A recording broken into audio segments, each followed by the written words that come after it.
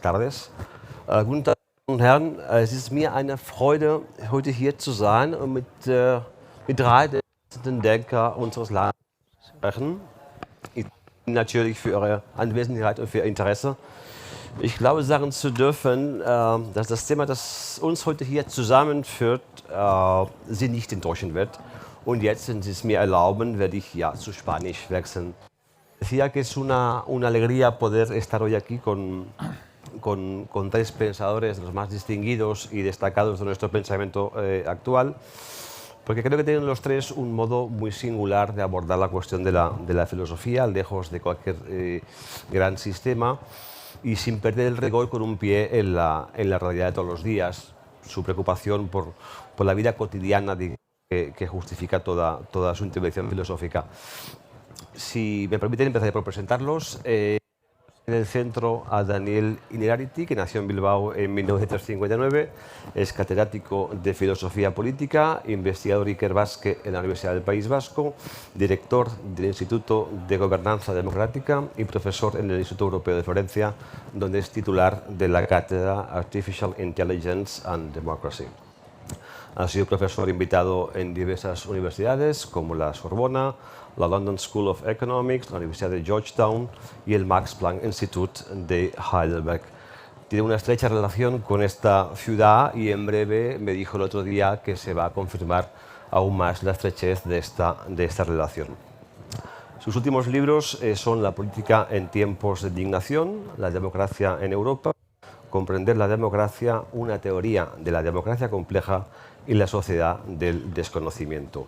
Sus obras han traducido al inglés, el francés, el portugués, el italiano, el finlandés, el húngaro y el alemán. Como el alemán de momento solo se ha vertido un título, La democracia del conocimiento, Demokratie des Wissens, en versión de Volker Rühle para el Transfix Verlag, esperamos también que esta charla sirva para despertar el interés de otros editores. En la izquierda, no sé si decir también en la extrema izquierda, tendríamos a Marina Garcés, que nació en Barcelona en el 1963, es filósofa y profesora titular de filosofía en la universidad.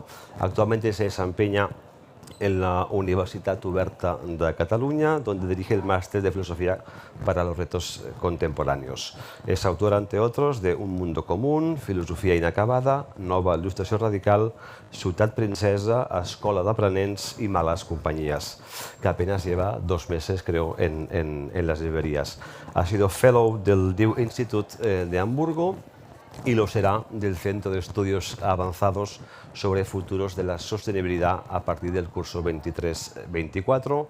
Su obra ha tenido la suerte de ser vertida al inglés, el francés, el italiano, el castellano, el noruego y el alemán. En alemán lo publica la editorial Thoria und Kahn Verlag, gracias a las traducciones de Charlotte Frey y Richard Steurer-Bullard.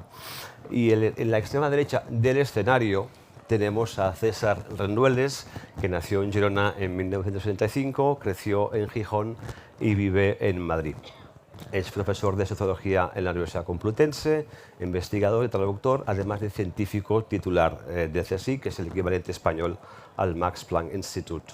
Ha dirigido durante años proyectos culturales en el Círculo de Bellas Artes y colabora de forma regular con la Rosa Luxemburg Stiftung, y ha publicado, entre otros, los ensayos Sociofobia, Capitalismo canalla, En bruto y Contra la desigualdad de oportunidades.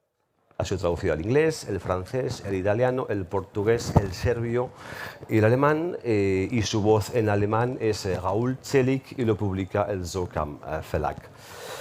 Ya os dije el otro día, cuando preparamos un poquito el marco de esta charla, que ante una pregunta de este tenor uno no podía sino recurrir un poco a las grandes voces que han hablado del tema.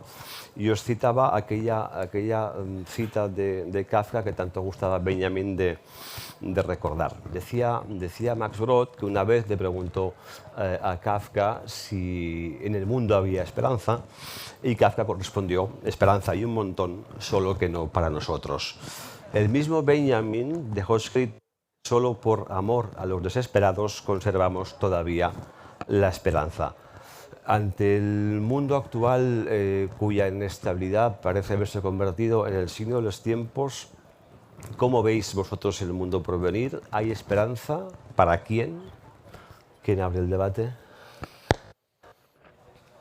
Bueno, yo diría que, como soy el mayor, voy a empezar yo. Yo diría que tenemos una mala relación con el futuro. Y esa mala relación con el futuro no solamente se debe a un futuro sombrío o a desesperación, resignación, sino también a veces una visión del futuro muy ilusoria. Yo creo que la esperanza puede ser excesiva o excesivamente pequeña, ¿no? Y probablemente en la cultura contemporánea lo que hay es una gran excesión entre esperanza sin realidad y realidad sin esperanza. O sea, tenemos por un lado los pragmáticos para los cuales el futuro no es problema, porque bueno, eso es una cuestión de crecimiento, de adaptación, ¿no? Y son un poco cínicos en relación con los valores. Pero también tenemos en el otro lado personas que más bien tienen una visión ilusoria del futuro. Ahora mismo, por ejemplo, incluso hay una especie de colapsismo, ¿no? La idea de que con el colapso de la civilización, tipo Zizek, etcétera, pudiera arribarse al final del capitalismo, ¿no? Yo creo que esta ruptura entre unos que gestionan el principio de placer sin atender a la realidad y otros que gestionan el principio de realidad sin atender a lo normativo es donde estamos, ¿no? Y si puedo citar a Adorno en esta ciudad de la Escuela de Frankfurt, Adorno decía, la militancia, el compromiso no nos cura de la necia sabiduría de la resignación. Creo que hay un tipo de resignación, por supuesto en los resignados de toda la vida, pero también en aquellos que no parecen resignados, simplemente que esperan que un mundo completamente diferente pueda surgir de no se sabe, de una manera muy milagrosa, ¿no? En lugar de el trabajo continuo sobre las instituciones, sobre nuestro modelo productivo, etcétera, que es lo que podría producir un futuro mejor, ¿no? Marina, César. Sí, en la línea de lo que está proponiendo Daniel, yo pienso que nos movemos entre una concepción muy teológica de la esperanza, como una gracia que nos es dada o nos es quitada, no sabemos por quién, ¿no? Y seguimos hablando de la esperanza como si la pudiéramos invocar, ¿no? Y la pudiéramos recibir como verdaderamente una gracia. Y por otro lado, una concepción muy mercantil de la esperanza como gestión de expectativas, que por supuesto se distribuyen de forma desigual y que en función de tu capacidad, sea personal o colectiva, de posicionamiento en el mercado de las expectativas, pues puedes tener más esperanza o menos, ¿no? Y nos movemos entre estos dos regímenes de vida, de discurso, y conviven a la vez, ¿no? Que pienso que es algo muy propio también del neoliberalismo, que es a la vez altamente neorreligioso, y de aquí también esta otra cara de lo mismo, que es el dogma apocalíptico, ¿no? No solo el colapsismo, pienso que tiene más caras, ¿no? Es el apocalipsis bajo distintas formas, también como un producto de consumo que está cada vez entrando de una forma más fuerte. Mi pregunta sería, en realidad, ¿por qué funcionan también estos dos discursos, ¿no? El de los mercaderes de la esperanza y el de los mercaderes de la catástrofe? ¿Y qué está pasando hoy respecto al presente y respecto a aquello que ahora tú decías, ¿no? ¿Qué podemos hacer con lo que ocurre? ¿Qué podemos pensar de lo que hay? ¿Qué podemos imaginar respecto a lo que no hay? Y sobre todo, ¿qué podemos desear? Que para mí es una palabra muy ausente en nuestros debates y formas de vidas actuales. ¿Qué podemos desear? Que hace que nos abracemos a todos estos mercaderes de la esperanza y del apocalipsis a la vez, ¿no? Que al final muchas veces son los mismos, además. Sí, oyéndos, me acordaba de aquel libro de Althusser, esa autobiografía que se titulaba El porvenir es largo, que fue luego también el título de una telenovela. El libro de Althusser, la verdad es que no era muy bueno, y la telenovela no la he visto, pero el título yo creo que es muy sugerente y porque ¿no? Se contrapone mucho a la sensación generalizada esa que tenemos ahora, en la que parece que el porvenir es corto, ¿no? Y es un título o un lema que de alguna forma nos alerta de cierta cortedad de miras, de cierta miopía, de cierto provincianismo epistemológico también, que yo creo que a menudo padecemos, y sobre todo en el momento actual en el que tenemos la sensación de una cierta acumulación de crisis, ¿no? De crisis económica, sanitaria, bélica, climática, un poco dice a menudo, ¿no?, que estamos reviviendo el periodo de entreguerras, esa situación de crisis generalizada donde no se ve ninguna posibilidad de futuro, donde el colapso casi parece esperanzador, ¿no?, porque al menos eso sí supondrá un cambio. Y en el fondo, supongo que también como en el periodo de entreguerras, lo que nos pasa es eso, ¿no?, cierta miopía, porque para mucha gente realmente lo que estamos viviendo ahora ha sido su normalidad durante mucho tiempo, ¿no? Lo que a nosotros ahora nos parece excepcional en el norte global ha sido la normalidad cotidiana en buena parte del mundo durante décadas, ¿no? Yo creo, os acordaréis, ¿no?, cuando estalló la crisis financiera en 2008, hablando con gente de países europeos, del sur global, mucha gente decía, ¿qué crisis? Nosotros llevamos décadas viviendo así. Y lo mismo ocurrió con la pandemia, ¿no? Yo recuerdo hablar con gente de países muy pobres, con gravísimos problemas sanitarios, y lo que se preguntaban era, bueno, ¿por qué exageráis tanto, ¿no? Si la gente aquí se muere de neumonía o de tuberculosis desde hace muchísimo, es lo más normal, ¿verdad? Y entonces, a mí esa cita de Benjamin que mencionabas, yo creo que me gusta mucho, también en su versión de Marcuse, porque yo no creo que quiera decir que los desesperados vayan a ser eso, una fuerza salvífica que lleguen para redimirnos o algo así, sino que hay algo que aprender ahí, que hay una posición epistemológica y también moral importante para pensar un futuro deseable también y un futuro compartido, deseable y compartido, las dos cosas, ¿no? Daniel, en tu último social de abordas un tema muy interesante, que es justamente la ignorancia que genera el propio conocimiento, ¿no? Entonces abordas los huecos, los vacíos, los puntos ciegos, en el fondo, los ángulos muertos que genera todo este nuevo conocimiento. Digamos que es lo que te preocupa es el desconocimiento de lo desconocido. Es que no va a ver, a ver. Ja. Danke. Hola, sí, ¿no? Vale.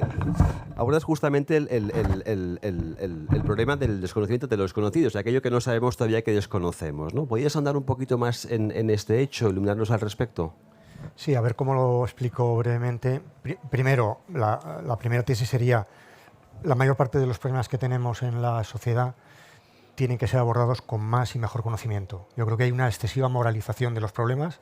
Muchas veces lo que falta es sencillamente buenos análisis, buenos diagnósticos, buenas estrategias, ¿no? Tecnología, ciencia, conocimiento. Segundo, creo que hay que pensar unidos esta convicción y esta necesidad de más conocimiento con el hecho de que el conocimiento al mismo tiempo para mucha gente se haya convertido en algo tan sospechoso. Este libro, además, una parte de ella está escrito durante la pandemia, con los movimientos antivacunas y toda la crítica. O sea, la ciencia era muy necesaria y al mismo tiempo se convirtió en algo muy sospechoso, por cierto, en virtud de su éxito, porque hubo gente que no se podía explicar cómo las vacunas se habían producido en tan poco tiempo. No sabía que había un trabajo previo de ciencia básica, bueno, estas cosas que sabemos, ¿no?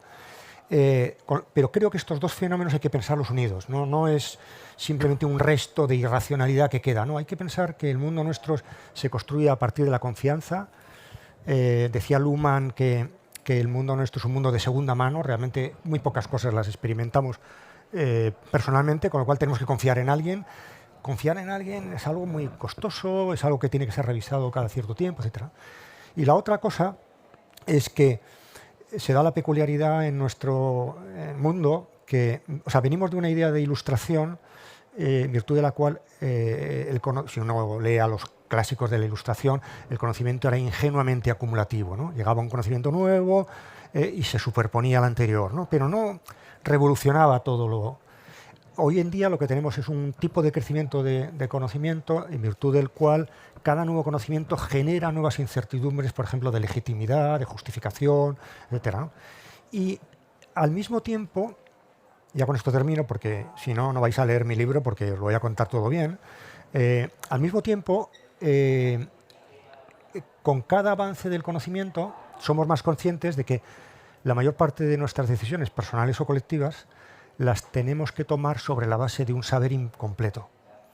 Entonces, dar el salto de yo decido sobre la base de tener toda la información a decido tomando en consideración los riesgos el desconocimiento, no solamente el desconocimiento, como decía Merton, que conocemos, sino el desconocimiento que desconocemos, eso nos va a obligar a un nuevo tipo de cultura, un nuevo tipo de lógica institucional, que es un poco lo que exploro en ese libro. Y en ese marco, ¿qué es más importante? ¿Cuál es mayor el deseo? ¿El de la verdad o la necesidad de la certeza? Es más relevante la necesidad de certeza. Porque, primero, porque la democracia no es un régimen de verdad. Ya Rawls decía que la idea de toda la verdad es incompatible con la democracia, ¿no?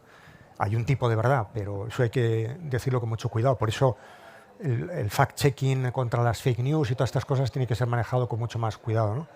Pero vuelvo a lo que decía antes citando a Luhmann, ¿no? Si tenemos que fiarnos de alguien, eso significa que tenemos que construir un entramado personal, institucional, que permita unas redes de confianza. Y eso genera una... No es tanto gestión de las evidencias, a veces se dice hacer política basada en las evidencias. Ya me gustaría que me las den, ¿no? No, el asunto es que tenemos que hacer política sobre la base de una incertidumbre bastante creciente. Marina, en Nova Ilustración Radical afirmas que hoy, casi 200 años después de que Kant escribiera aquel famoso texto de qué es la ilustración, nos hallamos sin duda alguna en tiempos de anti-ilustración. Y nos recuerdas que para Kant la ilustración no era un estado, sino una tarea. Luego tú remachas, la anti-ilustración no es un estado, es una guerra. ¿En qué fase del conflicto estamos? Intentaré responder enlazando también con la respuesta de Daniel, porque creo que así iremos tramando una conversación. Por un lado, yo no pienso que la ilustración fuera tan ingenua como la leemos. Es decir, que esa confianza casi naif en que si acumulábamos mucho conocimiento, la emancipación a través de ese conocimiento se iría desplegando por sí sola, digamos, ese progresismo naif vinculado a la educación y al conocimiento, pienso que no está ni en Kant. O sea, Kant es un escritor que dibuja muchas sombras alrededor de la tarea de la razón, y aquí voy a lo de la tarea, porque también no solo hay muchos peligros en torno a ella, sino que siempre es una relación inestable y frágil con el propio saber, ¿no? Entonces la cuestión del límite ya viene de entonces, es lo que hoy nos preguntamos, no tanto por lo ilimitado, sino por los límites, ya está ahí, y el límite como algo que aparece incluso a nuestra espalda, ¿no? En todos los lugares, no solo como horizontes, sino como abismos que se van abriendo a partir de las propias prácticas de conocimiento, que son también de acción, ¿no? Entonces, para mí hoy la guerra, ¿no?, en torno a las nuevas formas de dogmatismo, las maneras de capturar la relación que podemos tener con lo que sabemos, que sería un poco la tarea, ¿no?, la guerra dogmática, se ejerce sobre todo no tanto cerrando puertas al acceso al conocimiento, que quizá fue la batalla de otros siglos, el monopolio, ¿no?, el cerrar. Las bibliotecas estaban cerradas, los palacios estaban cerrados, los jardines estaban cerrados, los monasterios estaban cerrados. Hoy, aparentemente, las puertas, incluso las puertas digitales a las bibliotecas del mundo, a la información del mundo, aparentemente están abiertas o se nos ofrecen como abiertas. El problema es qué hacemos con ello cada uno de nosotros y colectivamente. Aquí es donde se nos separa mucho en esa relación entre el saber y el hacer, y que para mí hace que hoy tengamos no solo un saber rodeado de incertidumbres, sino un saber muy estéril y muy impotente. Sé muchas cosas y no sé qué hacer de ellas, con ellas, entre ellas, a partir de ellas, y eso es muy desestabilizador, ¿no? Porque podemos tener acumuladas grandes cantidades de información. En la vida personal podemos haber hecho estudios infinitos toda la vida, o sea, desde lo biográfico hasta lo colectivo, sistémico. Hay esa desproporción entre el saber y el poder hacer. Y eso es una forma de impotencia que para mí es muy contemporánea. No es la impotencia de la ignorancia, sino la impotencia de un conocimiento que se experimenta como esterilizador, ¿no? y como y como impotente. Entonces ahí es donde hay una guerra para mí, en el sentido de que se nos despotencia, ¿no? Y se nos atrapa en un conocimiento que es muy difícil que produzca efectos de transformación. Y justo después de eso dices que hemos pasado de la posmodernidad a la condición póstuma, que me parece un hallazgo metafórico fabuloso, y escribes: la linealidad histórica ha vuelto, pero no apunta a una luz al final del túnel, sino que tiñe de sombras nuestros escaparates de incansable luz artificial. ¿Nos puedes explicar esta imagen tan sugerente? Sí, tiene que ver con lo que decíamos al principio, ¿no? Este horizonte teñido de negro que se ha convertido como en el referente constante de todos nuestros imaginarios de futuro. Le llamemos colapso, le llamemos amenaza, le llamemos todas las palabras que pueda tener. Es un horizonte negro, digamos, una pantalla que no deja pasar la luz. Y entonces, claro, la cuestión es cómo se ha invertido la linealidad escatológica en términos de salvación de lo que era tanto la historia sagrada, la escatología de tipo teológico, como lo ha sido después el historicismo progresista, revolucionario, etcétera, que reproducía esa linealidad hacia la luz final, sea histórica, sea sagrada.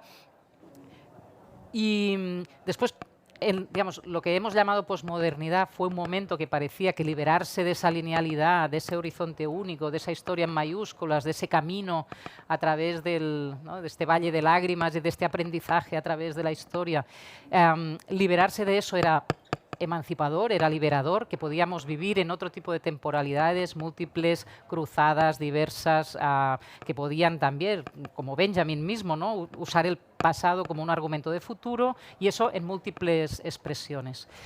Al mismo tiempo, hay una posmodernidad de mercado, que es este escaparate sin noche, ¿no? Que es vivir en el presente eterno del centro comercial, ¿no? Y después de la luz que no se apaga de nuestros ordenadores, donde siempre podemos comprar, donde siempre podemos trabajar, desde donde siempre podemos ligar, donde siempre podemos hacer lo que sea, ¿no?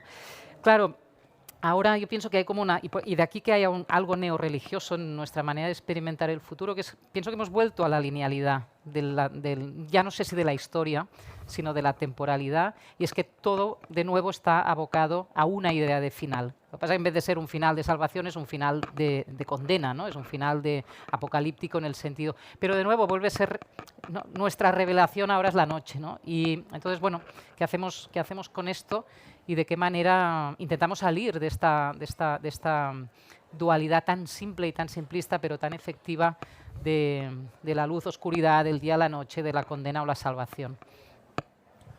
César, en tu último libro, Contra la igualdad de oportunidades, abordas la cuestión de la desigualdad, ¿no? que es creciente, igual que ha sido creciente pues, los índices de beneficio de las grandes empresas, el PIB de algunos países y demás. Y nos recuerdas que nunca en la historia de la humanidad, dices que son 3.000 años, ha habido tantas herramientas sociales, económicas y políticas, ¿no? para poner un poco solución a esa desigualdad creciente. ¿Por qué no lo hacemos? ¿No hay herramientas? ¿No somos capaces? ¿O no nos da la real gana? Bueno, tomándole la palabra a Marina respecto a lo que decía de mirar al pasado como un depósito de posibilidades, esa idea benjaminiana, no como algo ya enterrado, sino como una fuente de potencialidades vivas. Yo creo que no está de más pensar en qué momentos de nuestra historia reciente se han producido procesos de contracción de la desigualdad, de reducción de las desigualdades, y qué pasó en esos momentos para que lo que hoy nos resulta completamente imposible, casi utópico, se viera como deseable y casi inevitable, ¿no? Y lo que ocurrió en esos momentos, que fueron momentos extensos en el tiempo, compartidos también geográficamente, es que la igualdad se convirtió en un ideal muy transversal, muy hegemónico, ¿no? Yo creo que hoy la igualdad es un valor que reivindica a menudo la izquierda, y en esos momentos, en cambio, fue un valor muy transversal socialmente, que se reivindicaba tanto desde posiciones de izquierda como de derecha. Pasa hoy un poco lo mismo con la libertad de expresión, por ejemplo. Nadie dice que está en contra de la libertad de expresión, incluso aunque esté en contra de la libertad de expresión. No, nadie se atreve a decirlo, ¿verdad? Y con la igualdad en ciertos momentos de nuestra historia relativamente reciente ocurrió algo parecido, ¿no? Las personas más conservadoras tenían su propia versión de esos ideales, que cargaban más las tintas en la responsabilidad, etcétera, y las personas más de izquierdas pues tenían otra concepción, pero era un valor indiscutido, ¿no? Porque se consideraba que ciertos niveles de desigualdad eran incompatibles con una democracia funcional. No solo porque la situación de miseria de unas personas es incompatible con una democracia funcional, sino porque que la horquilla entre los que menos tienen y los que más tienen fuera demasiado abierta, demasiado amplia, se consideraba una fuente enorme de fragilización social, de fragmentación social. Era incompatible con los procesos, se consideraba incompatible con los procesos de deliberación democrática. Hoy yo creo, en las últimas décadas hemos vivido un poco el proceso contrario, ¿no? Pensamos que lo importante es que el punto de partida sea razonablemente equitativo. Consideramos que es importante que en las democracias haya una especie de control antidoping, ¿no? Que garantice que nadie hace trampas en la línea de salida, pero después nos parece que cada cual llegue hasta allí donde se lo permitan sus talentos y sus esfuerzos y que no hay nada de malo en eso. Y si de ahí surgen desigualdades monstruosas, pues ¿qué se le va a hacer? Es el precio a pagar, ¿verdad? Por ese régimen meritocrático que hemos aceptado como normal. Hemos convertido nuestras sociedades en una especie de gigantesco estadio deportivo, ¿verdad? Donde aceptamos, como por cierto también los estadios deportivos, que haya desigualdades de recompensas monstruosas. No hace tanto se consideraba inaceptable que también los deportistas o los futbolistas fueran multimillonarios. Se consideraba bueno que tuvieran unos salarios dignos y generosos, pero a nadie se le ocurría, ¿no? Que los futbolistas tuvieran que ser aristócratas, ¿no? Que el fútbol se convirtiera en un espectáculo de 22 aristócratas dándole patadas a un balón cada domingo. Yo creo que es un poco lo que nos ha pasado. Y eso es malo por muchas razones.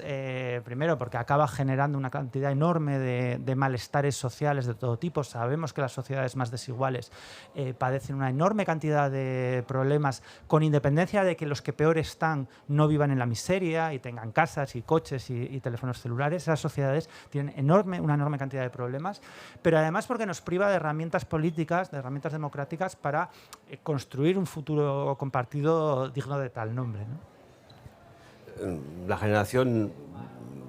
Nuestra generación que estudió ya bajo la democracia, ¿no? Recibió la promesa fundamental del ascensor social, ¿no? Que significaba que si tú estudiabas un poquito tenías ocasión de escalar un poquito la escala social y vivir un poco mejor que tus padres. Una esperanza, una promesa muy jugosa. Llegó un día una crisis económica importante, nos fuimos al ascensor y estaba averiado.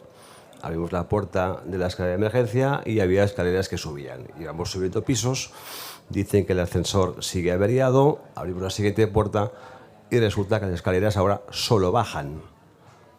¿Qué hay que hacer? ¿Llamar al técnico? ¿Construir escaleras? ¿Cambiar la arquitectura general del edificio?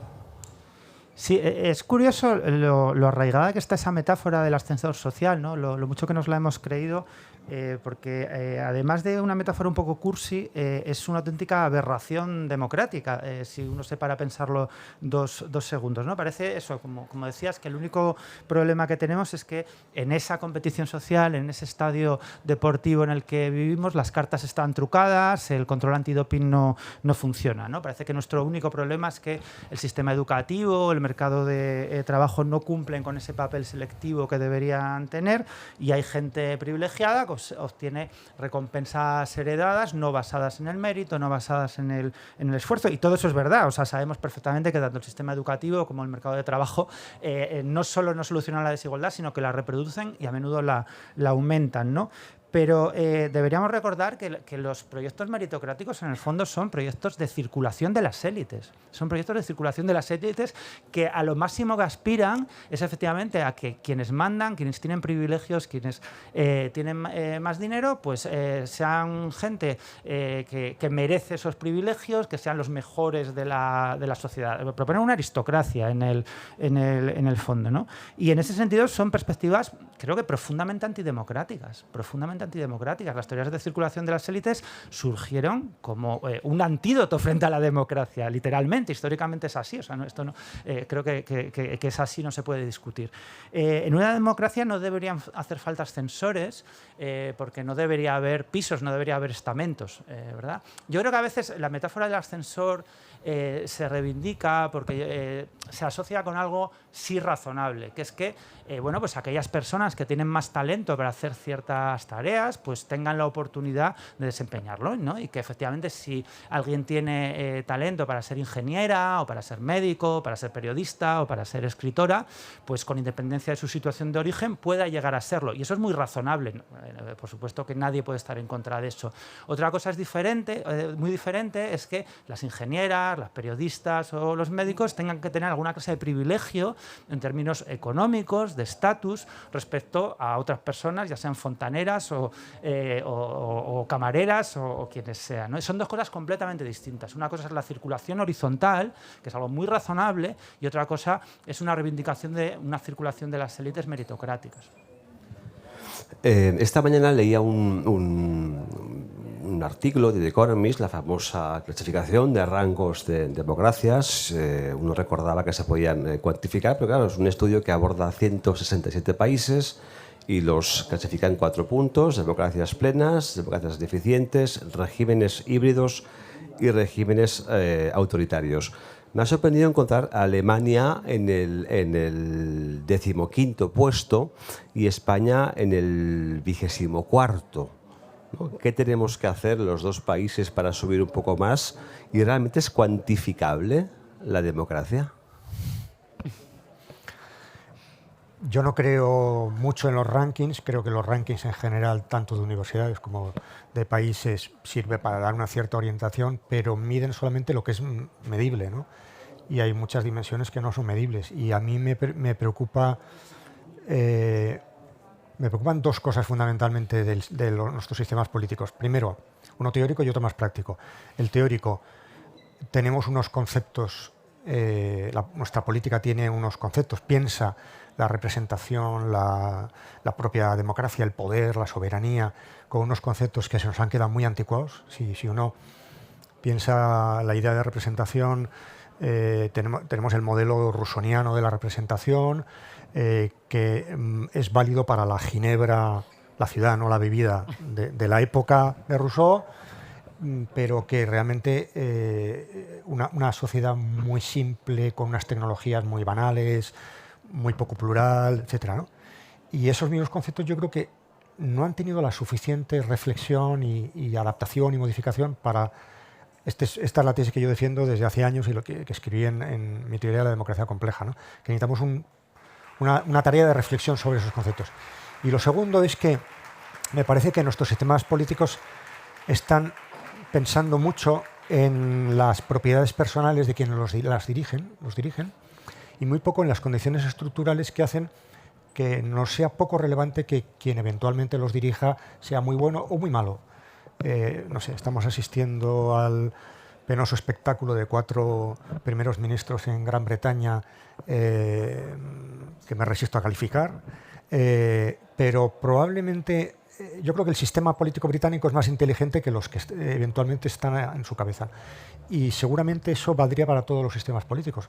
Diseñemos las instituciones de tal manera que no tengamos que poner demasiadas expectativas en que llegue un líder muy bueno, providencial, bondadoso, y que no tengamos que temer demasiado si llega un desastre, ¿no? Cosa que en el mundo hay muchos ejemplos de esto, ¿no? De democracias que sobreviven a gobernantes desastrosos, ¿no? A mí me preocupa más la supervivencia del procedimiento, de las reglas, de la cultura política, que los que para bien o para mal los dirigen, ¿no?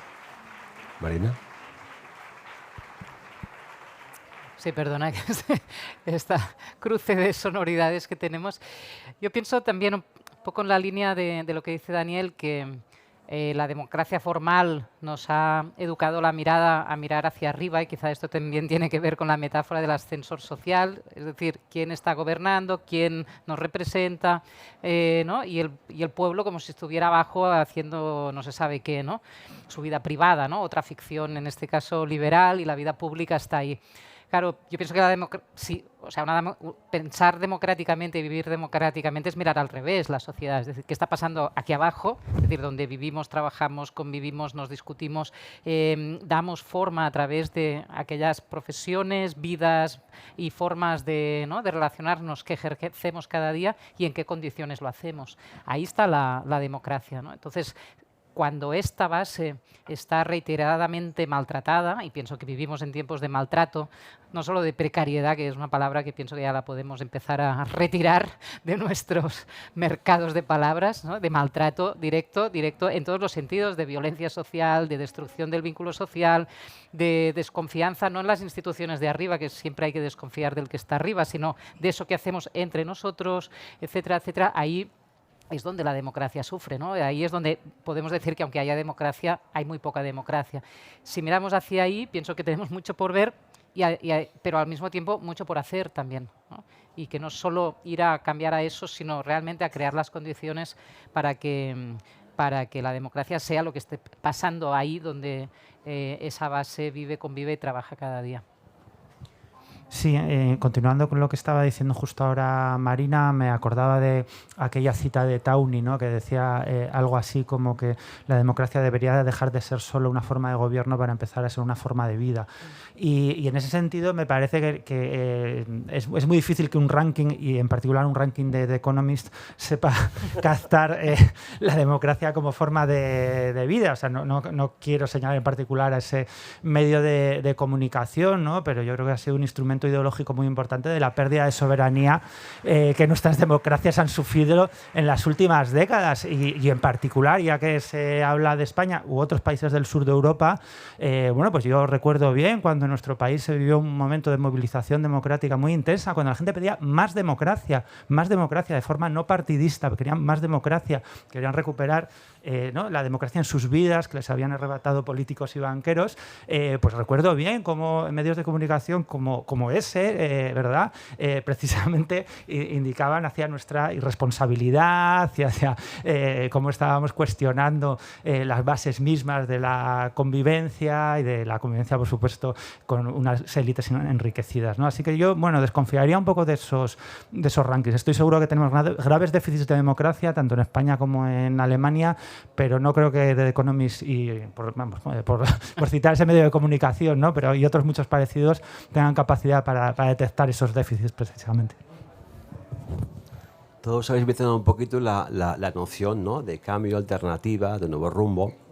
Y es curioso porque tenemos tendencia a alabar las grandes revoluciones del pasado, incluso las erigimos en días nacionales en muchos países, pero al mismo tiempo somos como muy reacios, ¿no? A verlas venir. Es más, intentamos sofocar siempre cualquier atisbo de cambio radical. ¿Creéis que una revolución es posible, y en todo caso es esa revolución la que nos puede llevar a algún tipo de esperanza nueva? Yo creo que sí hemos mandado al armario de las palabras que sin sentido, la de el precariado, la palabra revolución ahora mismo es una palabra de derechas, es una palabra de burócratas, de empresarios o de científicos, ¿no? Pero no es una palabra que tenga una expresión real en la sociedad. Es más, pienso que a veces hay un cierto radicalismo democrático en la retórica, en la narrativa, que lo que esconde es una impotencia de fondo, ¿no? Yo creo que vivimos en sociedades cuya dimensión de transformación es muy pequeña. Lo que podríamos llamar democracias de transformación es una de las grandes carencias de nuestros sistemas. Yo creo que estamos en democracias de estancamiento, en las cuales administramos la mediocridad. Bueno, estamos en los rankings, en sitios decentes, si se quiere, pero estamos en un momento histórico muy trascendental, muy decisivo, enfrentados a unas crisis brutales. no digamos la del cambio climático, pero en fin, otras muchas, ¿no? Ante un mundo que no sabe muy bien cómo gestionar y cómo gobernar. Y en ese momento las democracias nuestras, esas que Alemania, española y otras muchas, se dedican a administrar una rutina de cambio de élites, de partido A, el partido B, pero yo creo que no están en condiciones de abordar grandes transformaciones que requerirían no tanto un cambio de dirección como un alineamiento de sociedad, partidos políticos, unas transacciones entre derecha e izquierda también al mismo tiempo, ¿no? Yo creo que no estamos realmente capacitados para eso. Entonces, en este contexto, al utilizar el término revolución a mí me produce más bien sonrojo, ¿no?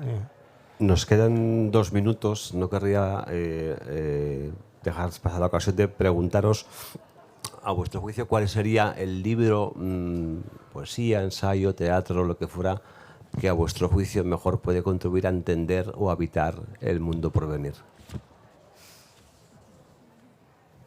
Es decir, recomendación al público.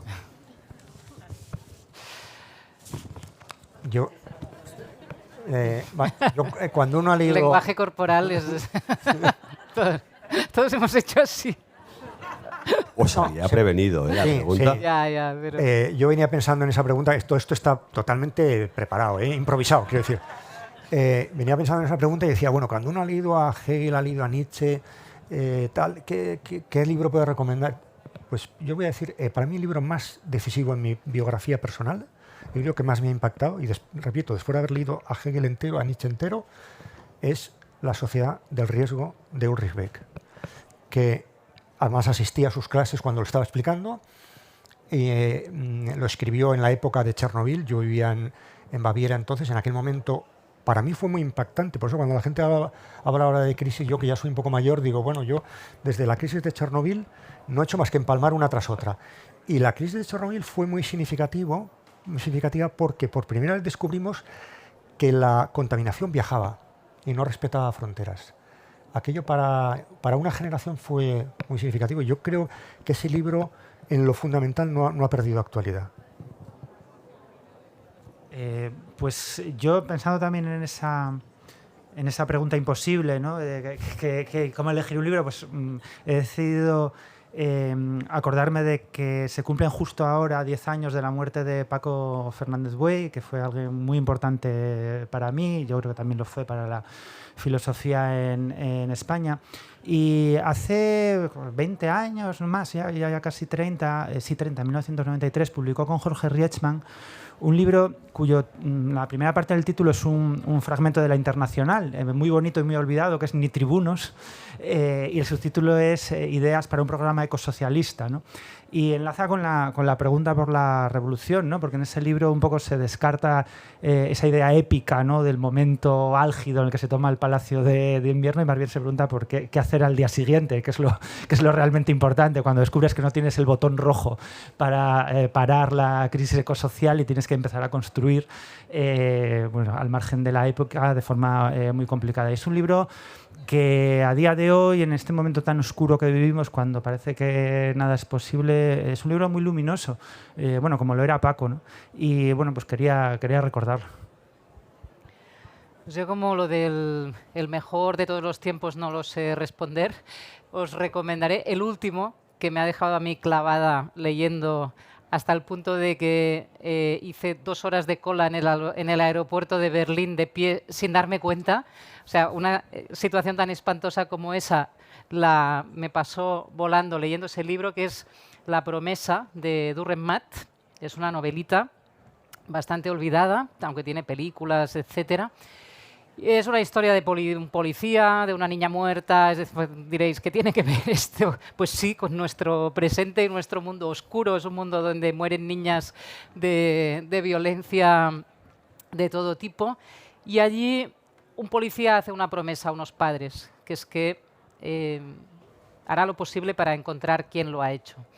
Bueno, pienso que en un tiempo en el que parece que solo podemos nombrar las promesas incumplidas de ese futuro que se ha roto, de esas promesas que nos tenía que hacer nuestra sociedad, nuestra educación, y que solo, ¿no?, queda el lamento por la promesa rota y la promesa perdida. En esa novela encontramos precisamente la potencia de la promesa en presente que cambia una vida, que no se hace contra toda esperanza. Es decir, podemos saber que ese policía no encontrará al asesino, pero eso no cambia el sentido de la promesa y las transformaciones que esa promesa tiene sobre la vida del policía y sobre toda una comunidad, ¿no? Por lo tanto, ¿podemos prometer sin esperanza? Sí. ¿Cambia la vida? Sí. ¿Cómo? Pues es lo que tenemos que poder ensayar en nuestros tiempos de promesas rotas. Marina, Daniel, César, moltes gràcies, eskerrik ricasco, muchas gracias. Gracias.